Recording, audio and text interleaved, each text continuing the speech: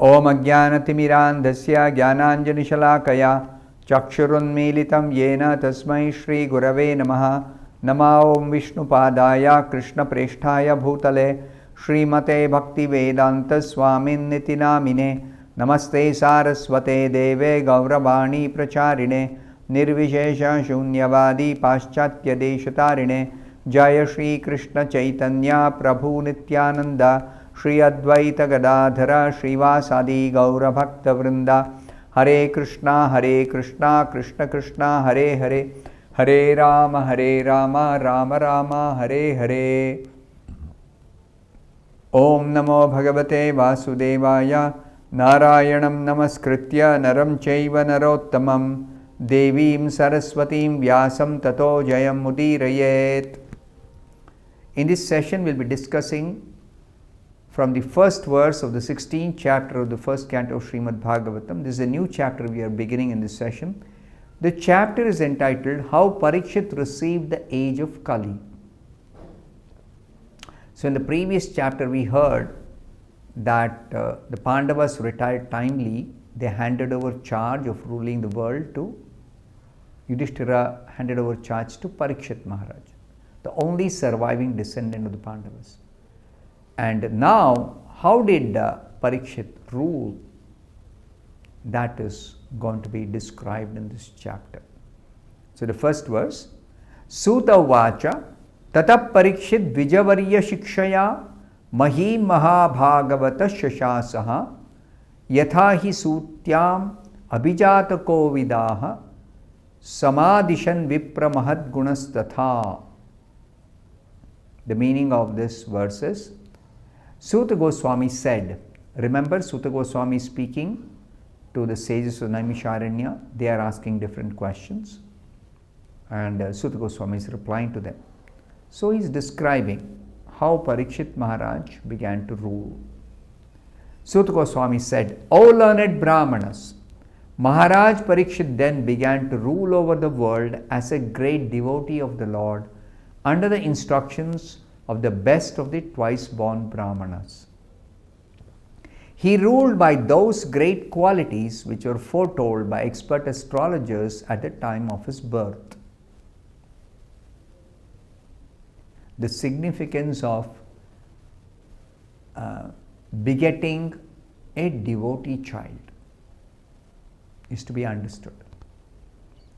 Parikshit was begotten as a devotee child, and devotees beget devotee children generally.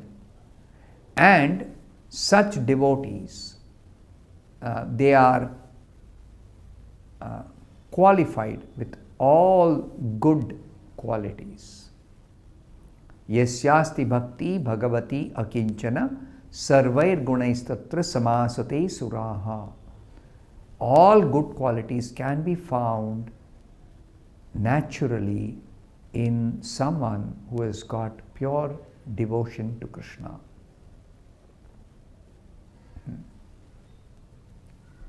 So, Srila Prabhupada explains in the purport, at the time of Maharaj Parikshit's birth, the expert astrologer Brahmanas foretold some of his qualities. Why some of his qualities? Because a devotee has so many good qualities. So they just foretold some of the good qualities.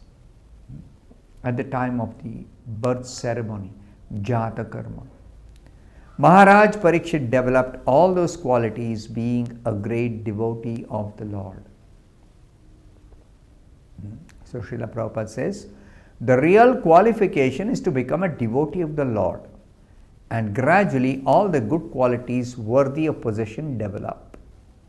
In the 12th chapter of the Bhagavad Gita, Srila Prabhupada says, when Krishna describes the wonderful qualities of a pure devotee, Prabhupada says, one does not endeavor to develop each quality by separate effort. No, that's not the way to develop good qualities by a devotee. Simply, one has to become a devotee of the Supreme Lord. Then naturally, automatically, very easily one develops all the good qualities gradually while practicing bhakti. So therefore it is important everyone practices bhakti, and naturally, automatically they all will develop good qualities. Therefore there is a great need to preach this Krishna consciousness among all classes of people in this world, simply to make them devotees, and thereby they become first class citizens, and there will be peace and prosperity in the whole world. So further Srila Prabhupada says, Maharaj Parikshit was a Mahabhagavata, or a first class devotee, who was not only well versed in the science of devotion, but also able to convert others to become devotees by his transcendental instructions. Why is this being said of Parikshit? As a devotee, he naturally had all good qualities. But being a first class devotee, Mahabhagavata, Mahim Mahabhagavataha Shashasaha. So Parikshit is described in the verse as Mahabhagavata, first class devotee, the topmost devotee, the pure devotee. So a pure devotee, his speciality is that he is himself got all the good qualities that are to be found in a devotee, and he is well versed in the science of devotion, and therefore such a first class pure devotee of the Lord is able to convert others to become devotees by his transcendental instructions. His instructions are very, very effective, very practical, very powerful. And they impact the heart. Association with pure devotees impacts the heart of the person who takes such association, who contacts such pure devotee. So as a leader, Parikshit is the leader because he is the king, emperor of the world, of the citizens, common people. So he influences them, himself being a first class devotee, himself being a Mahabhagavata, so that they also become devotees. They also develop all good qualities. They also become prepared to go back to Godhead. They are also completely liberated from the cycle of birth and death. See the influence of a pure devotee, like Prabhupada. Srila Prabhupada, one pure devotee, he travelled to the West on the order of his Guru, and he began preaching to the English-speaking people.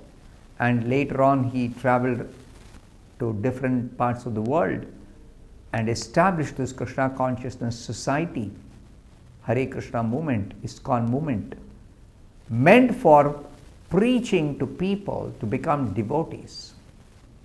And thereby people become pure, people become purified, they become well behaved, they become peaceful, they become sober, they become good devotees, and they go back to Godhead. All of them. So that is what Prabhupada's contribution is: one person, one pure devotee. Similarly, we described how Maharaj Parikshit, himself being a pure devotee, he ruled perfectly as a first class leader. Maharaj Parikshit, further Srila Prabhupada says, Maharaj Parikshit was therefore a devotee of the first order. There are three classes of devotees. I think that's also explained by Prabhupada.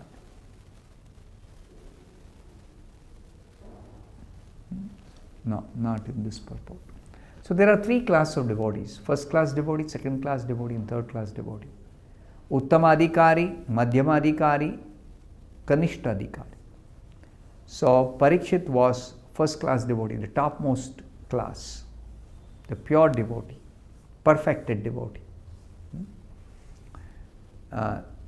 Thus he used to consult great sages and learned brahmanas who could advise him by the Shastras how to execute the state administration. Just because he is a first class devotee does not mean he acts independently. This is the important point to note. Even a first class devotee does not act independently. He will consult the right people for specific purposes. So it is said here by Srila Prabhupada, Parikshit used to consult great sages and learned Brahmanas. Why? Because they could advise him based on the Shastras how to execute the state administration. So Srila Prabhupada says about such administrators who are devotees, such great kings were more responsible than modern elected executive heads. We have a system of democracy where we elect a particular person to be our leader and executive head and carry out the governance. But Srila Prabhupada says these great kings of the former times like Maharaj Parikshit, Maharaj Yudhishthira and such kings, they were very, very responsible. Because, why are they described as very responsible here? Because they oblige the great authorities by following their instructions left in Vedic literatures. They are great authorities. They are themselves first class leaders because they follow the proper authority and thereby they are able to give perfect guidance to the common people. There was no need for impractical fools to enact daily a new legislative bill and to conveniently alter it again and again to serve some purpose. See, this is important. In the modern system of administration, we see that the laws are made by imperfect people.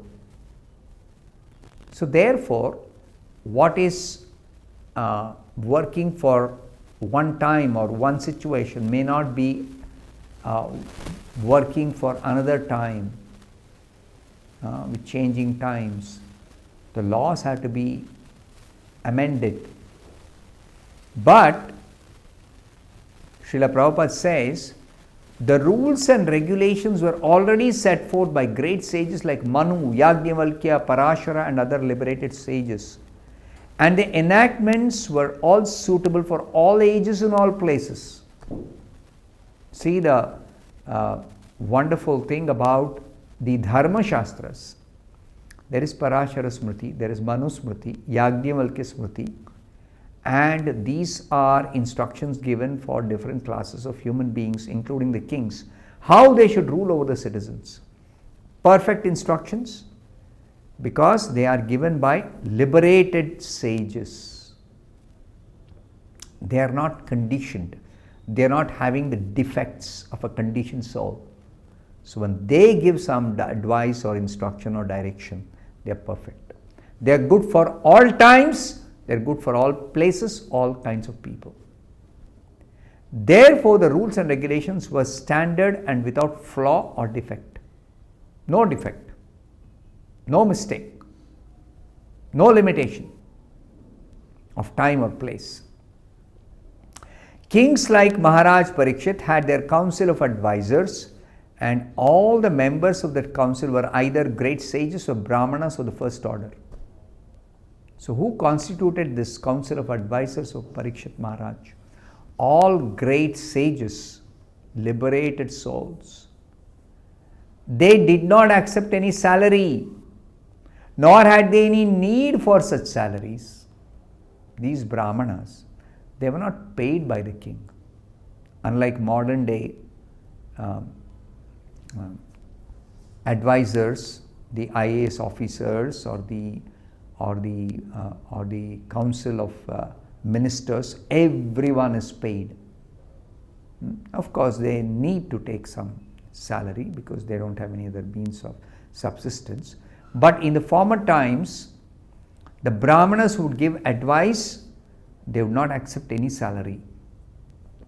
The state would get the best advice without expenditure. You see, this is the wonderful system in the Vedic times.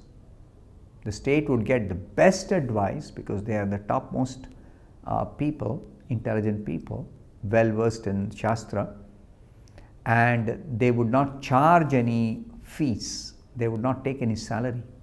So without any expenditure, the state is getting the best advice. Now these kings, they were themselves samadarshi, equal to everyone, both man and animal.